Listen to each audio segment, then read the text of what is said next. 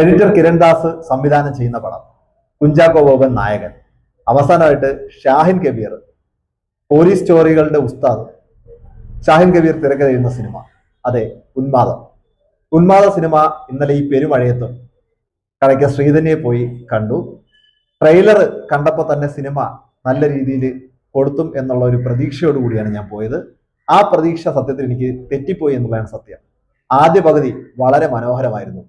പക്ഷേ രണ്ടാം പകുതിയിലേക്ക് വന്നപ്പോൾ പടം കൈവിട്ടു പോയി എന്നുള്ളതാണ്. ഞാനൊരു ത്രില്ലർ സിനിമ, കുറ്റാന്വേഷണ ത്രില്ലർ ആണ് പ്രതീക്ഷിച്ചത്. പക്ഷേ ആദ്യ പകുതി ആ രീതിയിൽ തന്നെ മുമ്പോട്ട് പോയി. അതേ രീതിയിൽ തന്നെ രണ്ടാം പകുതി പോയിരുന്നു എങ്കിൽ പടം വേറെ ലെവലായേനെ. രണ്ടാം പകുതിയിലായപ്പോഴത്തേക്ക് സിനിമയുടെ ടൈറ്റിൽ സൂചിപ്പിക്കുന്നത് പോലെ തന്നെ ഉന്മാദ അവസ്ഥയിലേക്ക് ഉള്ള നായകന്റെ മാറ്റമാണ് കാണുന്നത്. അത് എന്നിലെ പ്രേക്ഷകനെ തൃപ്തിപ്പെടുത്തുന്നതിൽ വളരെയധികം പരാജയപ്പെട്ടു.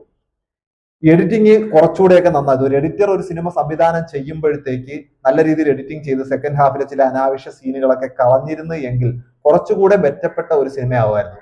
എന്ന് കരുതി ഈ പടം മോശമെന്നാണെന്ന് ഞാൻ പറയുന്നില്ല, എങ്കിലും പ്രതീക്ഷയ്ക്കത്ത് ഉയരാൻ പറ്റിയില്ല. OTT റിലീസ് ആകുമ്പോഴത്തേക്ക് ഒരുപാട് പേര് ഈ സിനിമയെ പുകഴ്ത്തും, പ്രത്യേകിച്ച് ചാക്കോച്ചന്റെ ഇതിലെ അഭിനയം.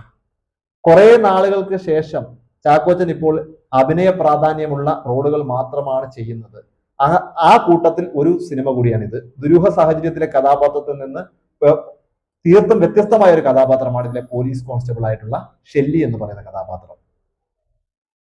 സിനിമയിലെ ചില അനാവശ്യ കഥാപാത്രങ്ങളും ഉണ്ട്. സിദ്ദിഖൊക്കെ ഈ സിനിമയിൽ എന്തിനാണ് വന്നത് എന്ന് പോലും എനിക്കറിയില്ല.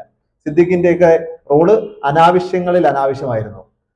ചിലപ്പോ പോലീസ് സ്റ്റോറി ആയതുകൊണ്ടും ഷാഹിൻ കബീറിന്റെ കഥയായതുകൊണ്ടുമാവാം സിദ്ദിഖ് ആ റോളിൽ വന്നതെന്നാണ് എനിക്ക് തോന്നുന്നത്. ലിജോ മോള് സ്ഥിരം തന്റെ റോളിൽ തന്നെയാണ് വന്നത്. സാബുമോൻ വളരെ പ്രധാനപ്പെട്ട ഒരു കഥാപാത്രമായിട്ട് വരുന്നുണ്ട്. കോട്ടയം നസീർ ഗസ്റ്റ് റോളിൽ വരുന്നുണ്ട്. കോട്ടയം നസീറിന്റെ കഥാപാത്രം നമുക്ക് കുറച്ച് ദുരൂഹതയൊക്കെ തോന്നുമെങ്കിലും കഥയുമായിട്ട് ബ്ലെൻഡ് ചെയ്യുന്ന ഒരു കഥാപാത്രമായിരുന്നു.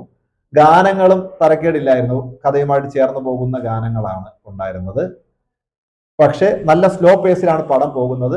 ഒരു സ്ലോ പേസിൽ ഒരു പടം പോകുമ്പോൾ നമ്മൾ പലപ്പോഴും അതിന്റെ ക്ലൈമാക്സ്, ഷാഹിൻ കബീറിന്റെ കഥയെല്ലാം സ്ലോ പേസിലാണ് പോകുന്നത്. പക്ഷെ ക്ലൈമാക്സിൽ നമുക്കൊരു വൗ ഫാക്ടർ ഉണ്ടാവുന്നുണ്ട്.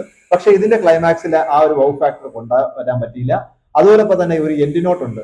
എൻഡ് നോട്ടും കൂടെ വന്നപ്പോഴത്തേക്ക് പടം എനിക്ക് ഒട്ടും ദഹിക്കുന്ന ഒരവസ്ഥയിലല്ല വന്നത്.